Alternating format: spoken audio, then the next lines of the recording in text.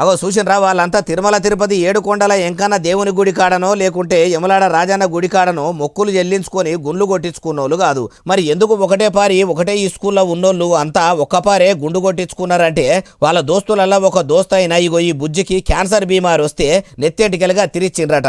గుండుతోని ఈ స్కూలుకు పోతే అందరు ఎక్కిరిస్తారని సిగ్గుపడుతుంటే ఓ పిచ్చి పిల్ల గుండు కొట్టించుకుంటే సిగ్గుబాడు ఎందుకు? నీ లెక్క మేము కూడా గుండ్లు కొట్టించుకుంటాము. అన్ని గుండ్లల్లా నీ ఒక్క గుండు కూడా ఉంటది. అప్పుడు నీకు ఏ ఇబ్బంది అనిపించదని స్కూల్లో బుజ్జితోని చదువుకున్న క్లాస్మేట్ల కాడ నుంచి టీచర్ల దాకా అందరు కూడా గుండ్లు కొట్టించుకొని బుజ్జికి ధైర్యం ఇచ్చిర్రట. ఇప్పుడు ఈ వీడియోను ఎవరో తీసి ఇంటర్నెట్లో పెడితే ఇరుగా మరగా తిరుగుతున్నది.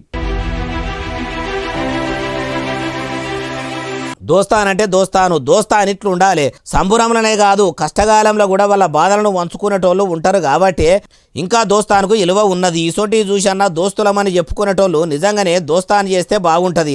అట్లా కాకుండా ఎవరికన్నా ఆపది పడ్డదంటే నాకెందుకు అన్నట్టే ఉంటే వాళ్ళకి ఆపది వచ్చినప్పుడు కూడా ఏ దోస్తు ముంగడికి రాకుండా ఉంటారు.